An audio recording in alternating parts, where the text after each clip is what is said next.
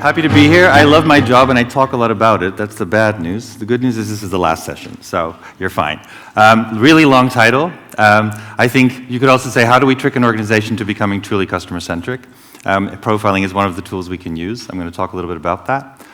So my name is Ruitenberg. I am leading a team working on marketing excellence, as well as omnichannel strategy, both development and engagement, and digital operations. So I like to say that whatever comes out of the shop, we also need to make it operational, so it keeps us very honest and very true, because otherwise the teams start arguing with each other, which we don't like. I'm going to show you really into my kitchen. It's not always the cleanest kitchen. Some slides are lovely and clean, others are a bit more messy. If you like content-heavy slides, they're about in the middle of my presentation, so get your cameras ready. The early ones are nice and calm. I'm going to ease you into it. So I've been working, my background is medical, so I do still sometimes put on that doctor thinking cap, but I've been working in marketing, in sales, in digital for a very long time. And now really what I would say is I'm working mostly, yes, on digital, but very much also on organizational transformation and really ways of working. Sometimes it's slightly a journey of manipulation and trickery. Most of the time it's a journey of inclusiveness, transparency, and co-creation, which is really nice. I'll show you a lot of the frameworks that we work with. Something my colleagues are tired of hearing me say is we have freedom in the framework, so the frameworks need to be very clearly defined. These are frameworks that I'll show you that we really work with, so it's not just theory, this is really day-to-day practice. So let's dive right in. A couple of questions to ask yourself that I also ask myself. It's really first and foremost around this journey to customer centricity. I work on a portfolio in nephrology, rare to semi-rare diseases. We also have an iron portfolio in the business unit that I work in. There's a lot of brands and a lot of brand teams. And the journey to customer centricity from where we really are in many cases, which is a very brand-centric way of thinking, has a very difficult step, which is to become brand agnostic. And that's something in my world, it's critical to make everything work, to start standardizing, to be able to start configuring solutions for the portfolio, and rather than having to go brand by brand. And it's something that, for instance, a marketeer on the global side probably doesn't live through as much, but then when I talk to the countries, it's their day-to-day reality. And they don't want, of course, 6 different flavors, 6 different ways of doing it. We are a relatively lean organization. It makes it impossible. So this question around customer centricity and what are truly the implications is a very important one for me. Of course, we've talked a lot around what is the right communication, how do we really create the right engagements. That's very top of mind as well. I'll talk a little bit about that as well. And then finally, and that's very important, how do we increase the impact? Of course, how do we measure? We've talked a lot about that in the past 2 days. And how do we really know that we're getting it right? I mean, the short answer is probably ask your customers, but that's only one of the things we can think about. The disclaimer you heard, I come from Novartis in my past, so you heard the Novartis colleague have a disclaimer quite similar. So I am sharing work from CSL Vifor, but I'm also very much sharing my personal opinions. So keep that in mind. It's a hybrid model, so you'll hear a lot about what I think and what I feel and what I work on, but this is actual work that we're carrying out with a really broad community of people in CSL Vifor and CSL. So let me start with a quote, and I like this one. I've got 2 quotes. They're both from Jeff Bezos, who I do think understands his customers quite well. Of course, we have many opinions about Jeff, I'm sure. But I think one thing that I really like is that he sees his customers as invited guests to a party. And I like this because there are many parties that they can go to. So the first question is, why would they show up to our party in the first place? And how do we make them feel like valued guests? And I like these type of very simple things that really aren't from the industry. They're not super technical, but they do set a certain mindset. They are guests. Having them at our party is a privilege. We should treat them like royalty, as they would say. Make sure that they can mingle with other guests that they enjoy, have conversation topics. Maybe they're introverted. How do we get them out of their shell and sharing with others? How do we make them feel part of the group? All these types of things that if you're, an overly ambitious host like I sometimes am, you think about that before you even have the party. So that's one of the reasons I like this one. Now, one of the ways that really applies is in the world of omnichannel. Yes, a buzzword, there'll be a few more. But the truth is, if you look at the noise that is out there, if you look at the exposure that people have, and if you look at, I would argue, the lack of discipline that we sometimes have when it comes to omnichannel, we are throwing a lot of communication out there to our physicians. And I would argue it could probably be a little bit more structured, maybe also a bit more disciplined, and we should probably hold back sometimes and wait for the right moment to engage. I think a lot of times what we do is very proactive. That has a value. I think sometimes we should be more reactive, and we try to live that reality more and more. But of course, for that, we need to know our customers better, which is where the profiling comes in, and I'll get to that later. Our customers also have multiple ways to interact with businesses, and the businesses are many. They're not just in pharma, they're everywhere, and it's all certainly not only CSL. So I have to ask myself, and my teams need to ask themselves, what is my seat at the table? Why am I here today? Okay, I'm at this Congress, there are 30 other people at this Congress. What is my role that I want to play?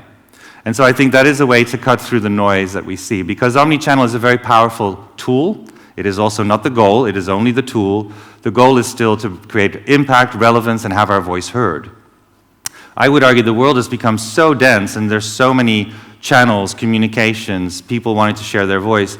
We have to be more critical about how we not only construct our voice, but really bring that to the physician in this case. So it's something we talk about a lot. A lot of that goes, of course, into designing the right solutions, but first and foremost into understanding our customers and structuring that understanding, which I think is where profiling is very powerful. Now, back to the customers. We work with a model that is really around customers, channels, and content. It's something we just carry through very consistently. This is something that I've been hammering through quite a bit lately, is be very purposeful of why you are engaging with this customer today. Why am I here? What is my seat at the table? The reach piece is typically where we default to. It's how we drive market share, how we drive growth. Peer-to-peer is where I would see the expertise. It's incredibly valuable, certainly also when you're in a later life cycle. Peer-to-peer, by many of our HCPs, is a very valued communication channel. Opinion leadership is actually something different, and I see sometimes people confusing that. Opinion leaders have a different voice. They will be, focusing more on these larger changes and these larger innovations. They are probably not the same type of physician like in a peer-to-peer situation that is giving you those practical tips. Let's be honest, many key opinion leaders haven't seen a patient in a normal consultation for years. And that's okay, because they have their role to play. Now, some physicians really are all three. And we, of course, also look at digital opinion leaders, and they can also be all three. But having a clear idea of, why am I engaging with this physician? Am I looking to expand my reach for whatever reason? Am I using them as an expert? Peer-to-peer is one that I really enjoy in that setting. Am I trying to shift opinions around treatment guidelines or standard of care? Probably more in a leadership component.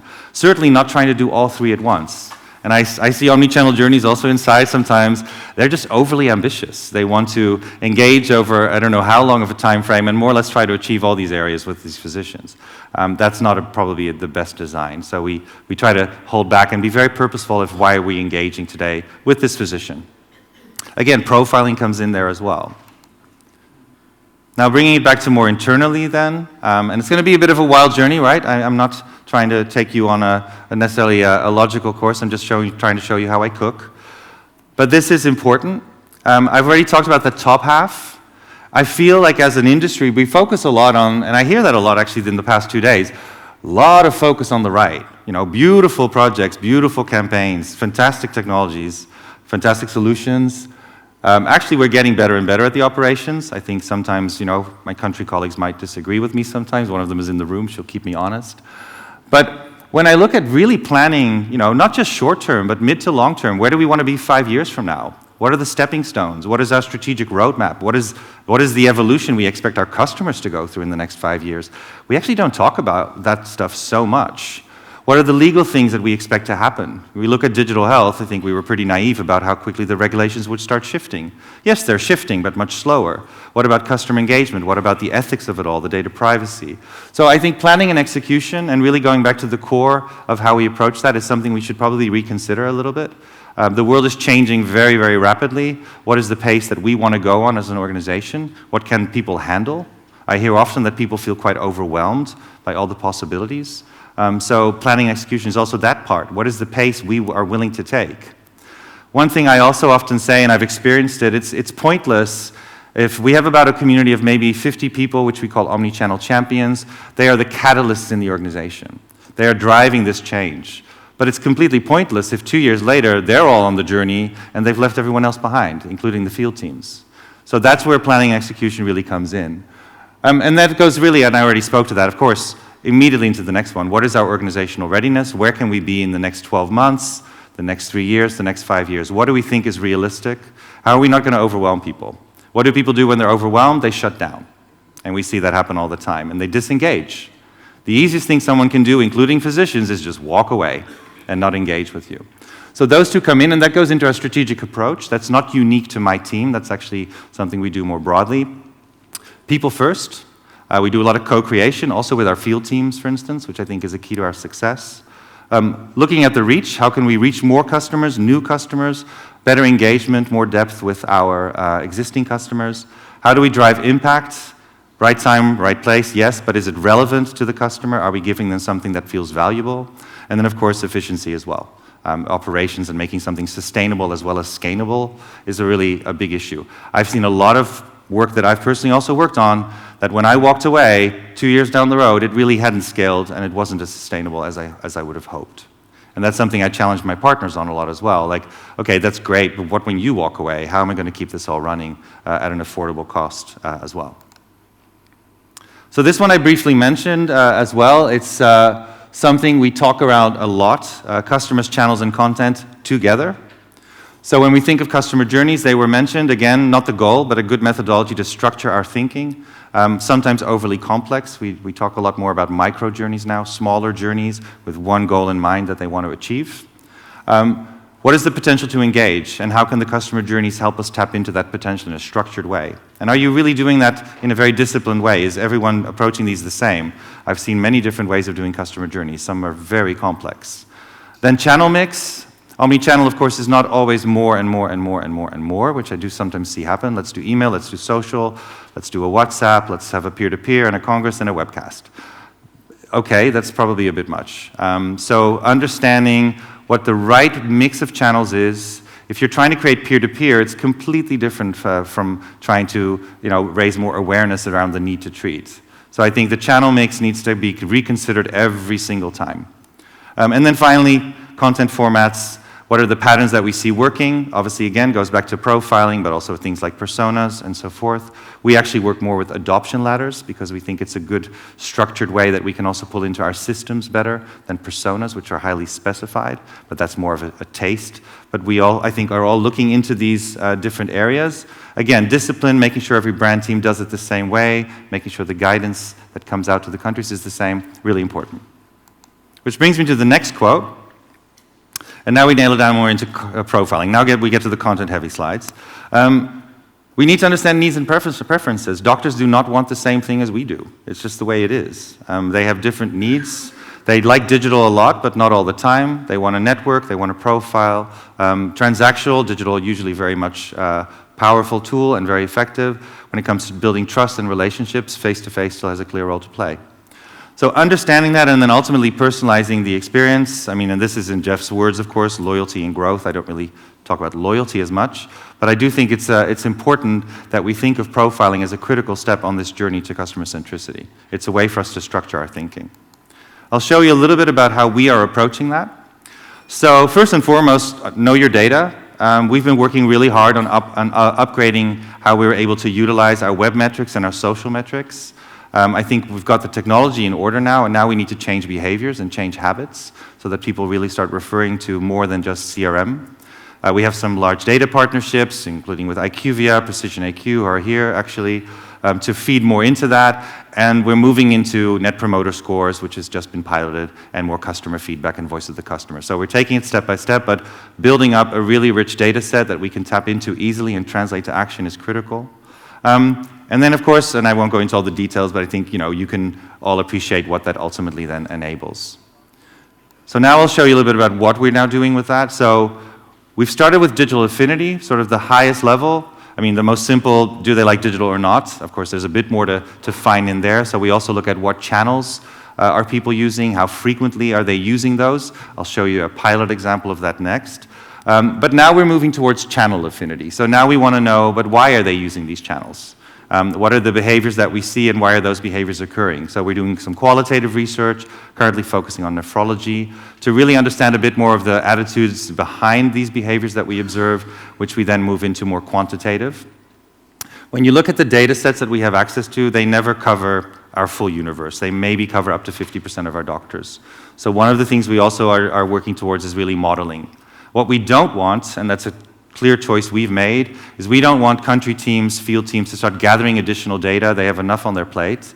We've challenged ourselves to rely on data that we can either gather through our own engagement metrics or buy in from partnerships and third parties. So that's basically the limits we've set for ourselves. So we're in that middle phase now of channel affinity, and then obviously there's going to be this continuous refinement that we go to as well. And I think breaking it down, because when I said, affinity is not necessarily a natural word for people, but when I've started breaking it down into these sort of steps and taking people on the journey with me, not all markets at once, 1 to 2 pilot markets, it really starts coming to life and it becomes more manageable for people.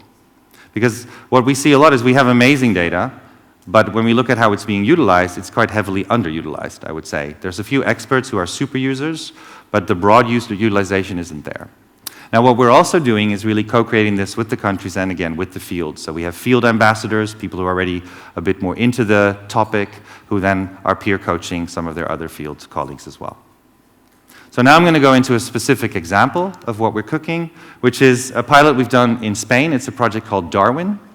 And so Darwin has really gone into this next level of HCP profiling. It's looked at really using AI to scrape the social media, scrape the research insights, understand what kind of behavior we can get from the public domain in a compliant way and that we can then utilize.